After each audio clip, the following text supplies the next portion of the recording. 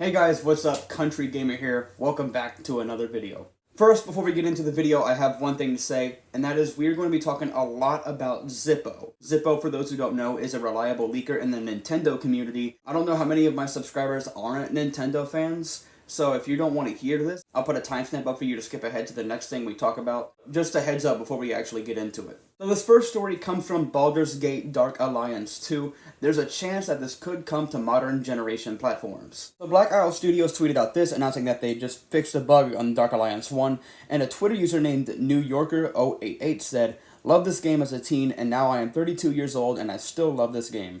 Any news on PC release, and how about the sequel?" And then Black Isle Studios responded and said, "PC release is in the works right now, hoping to have it on Steam this year, and the sequel is on the table. Stay tuned."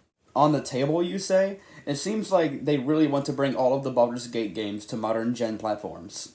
And this next story comes from BanjoKazooie. So Mumbo and Jumbo and Crocodile Banjo are now getting their own figurines, and I will leave a link down below to that if you want to get it. And this next story comes from Beyond Good and Evil 2. So the financial report from Ubisoft came out, and of course it has games like Assassin's Creed, Just Dance, Rainbow Six, a lot of games like that.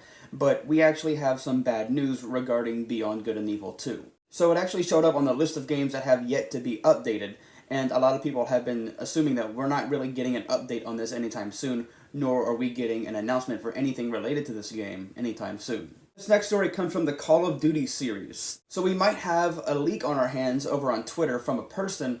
For me it seemed like a troll at first glance, but this person might actually know something. A Twitter account named the CheeseBurger Boys tweeted out and said, "Hey Treyarch, can you guys pretty please do a year 2 of Cold War Zombies? Or I mean, if not, maybe help out or do the zombies this year? Pretty please? I love you guys' mode so much. It means so much to me if you guys did more zombies later this year. Okay, please, thanks." Now, like I said, at first glance it seems like a troll account, right? It seems like this person could potentially know something. So a Twitter user named Nanikos said, "To clarify, Treyarch is working in collaboration with Sledgehammer for this year's Zombies. Gonna add this, I shouldn't have to say this, but always take things with a grain of salt. Not to mention, I'm not the one talking to this person. That's all at Call of Duty Hope. But from what I've been told, the person is reliable and has provided information before. Also, on a general note, I don't think this is really a surprise given the studios have worked together before. Example, Treyarch worked on some of the missions from Infinite Warfare's campaign.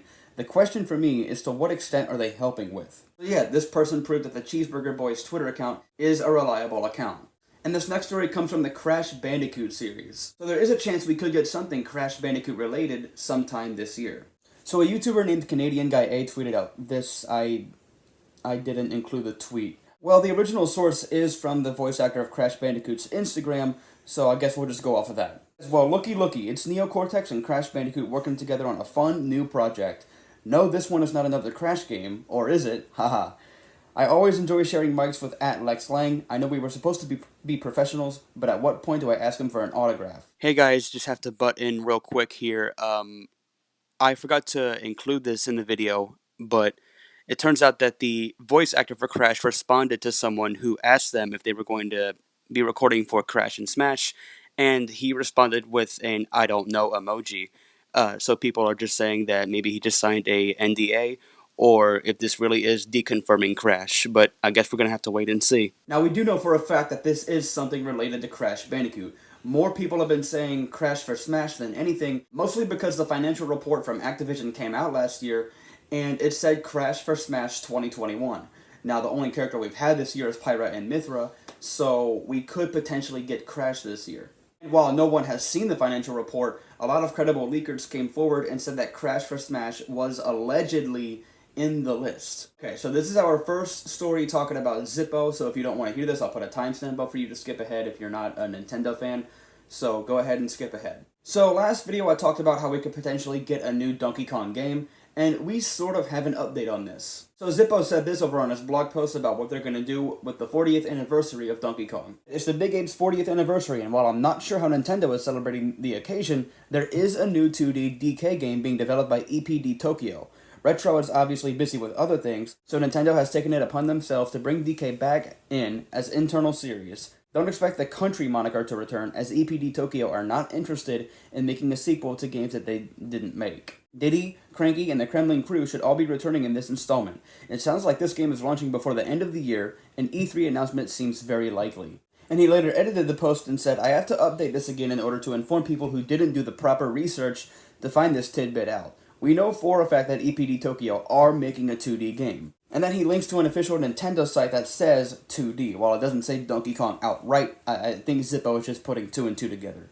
He then continues on to say, "It's even referred to as a 2D action game, aka platformer. It also doesn't take a genius to realize that you're also getting a follow-up to Super Mario Odyssey sooner rather than later. That's also well into development. 3D Bowser's Fury was just a side thing.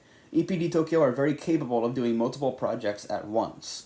And then DK Vine, which is a fan site of the Donkey Kong series, came forward and said this: "What I've been told is similar. It probably won't have the country branding outside of some retro-tinged arcade memorabilia.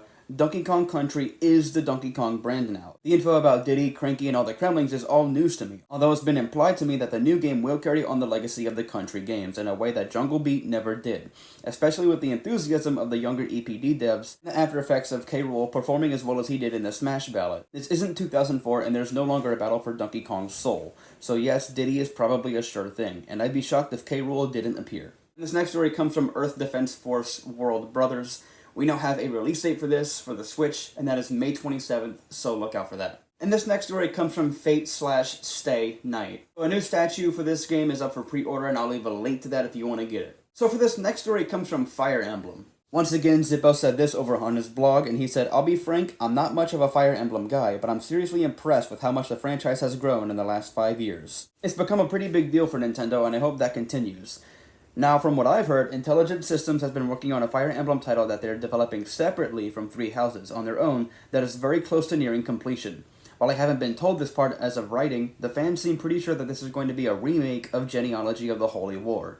This makes total sense to me, and it would serve as a nice in-between title while Koei Tecmo works on the follow-up to Three Houses, given that it's nearly complete, and E3 announcement is incredibly likely." And this next story comes from Hades. This got rated for the PS4 over in Korea, so we could potentially get an announcement for this pretty soon. This next story comes from The Legend of Zelda. So Zippo revealed on his blog post some information that he knows about the 35th anniversary and Breath of the Wild 2.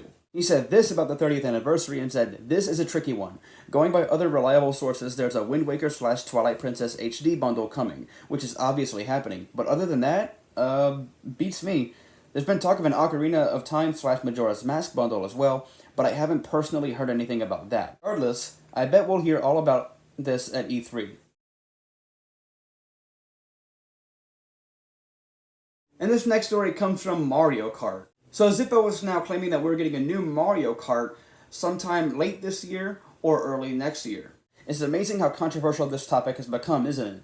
Nintendo is making a new game in their best-selling series. Who would have thought? I have a simple answer to the people who repeatedly ask, why would Nintendo make a new game when the current one is selling so well? Simple. They're a business. They're in it to make money. Call of Duty, Battlefield, and numerous others do this all the time.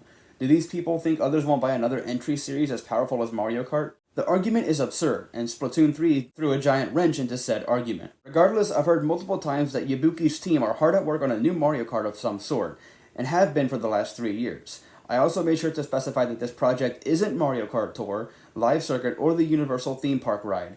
Now what is it exactly? Another expansion of 8? Mario Kart 9? Nintendo Kart? That I'm unsure of. All accounts are making it sound like whatever this is something that's coming this holiday/early next year. And this next story comes from Super Mario Party. So Zippo is claiming that we are now getting a sequel to this, and an announcement for this should be coming at E3. He said this and said, "This is the most obvious sequel in the history of the universe, LMAO. The original 2018 game has sold far better than anyone could have ever expected, including Nintendo.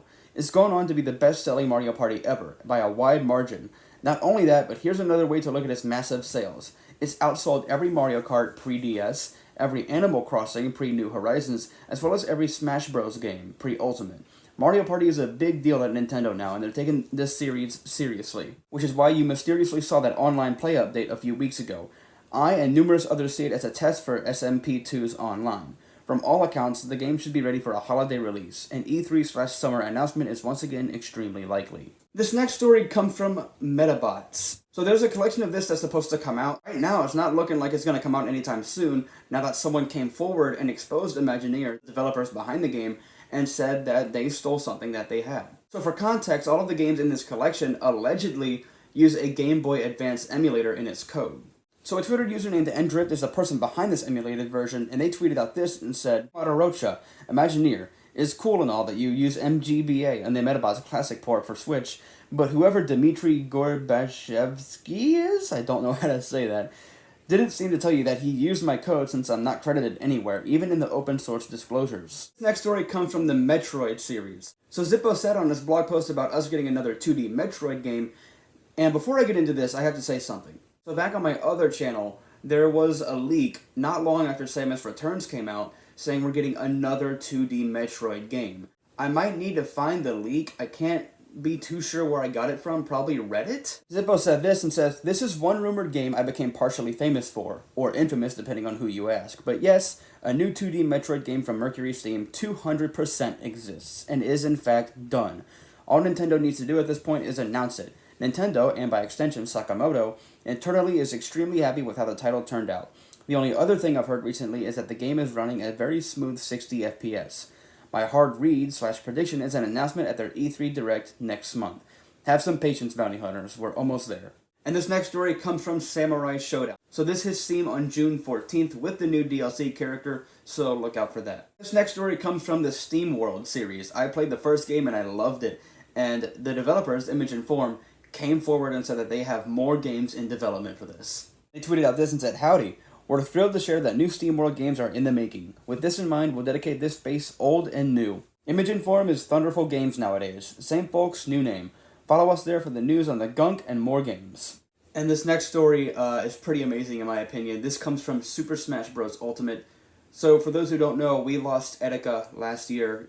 He was a victim of suicide. And in memory of Etika, a YouTube channel named the JoyConBoyz modded Etika into Smash. It's a mod over Captain Falcon, and I will definitely leave a link down to the trailer for this on their channel. Rest in peace, Etika. I don't want to get too much into it, but I did watch a lot of Etika when I was younger, watching his reaction to E3, and just the Smash reveals. It's insane. He was just really funny, so rest in peace, Etika. And this next story comes from World of Warcraft. So it is now confirmed that a character from this game named Chromie is actually transgender. So a Twitter user named Kyrazer, I'm not sure how to say that, tweeted out this and said, @Steve the Newser. Hi, lots of people have this question about your Chromie story. There's a bit of confusion regarding the reveal. Is she supposed to be trans, always she, or gender fluid? She as a gnome, he as a dragon? Steve the Newser responded with, pronoun usage through the course of the story was done deliberately. I encourage reading the story as a whole rather than just excerpts. Prior to the Visage Day ceremony, or Visage, I'm not sure how to say that, Normu is he, him. Afterwards, she, her in both mortal and dragon forms. And this final story comes from Zombies Ate My Neighbors. So this comes to PC, Switch, PS4, and Xbox One on June 29th, so look out for that. Anyways, guys, that's it for this video. I appreciate you watching if you've made it this far. I've decided that the last two videos I make before E3 will not be gaming news videos, but in fact top 10s of what I expect at E3, and then I'll make another video talking about what I personally want to see. So no gaming news videos for the last 2 weeks before E3. Anyways, that's it for this video. If you like it, leave a thumbs up. If you're new, subscribe. I appreciate that. And I will see you guys in the next video. Bye, guys.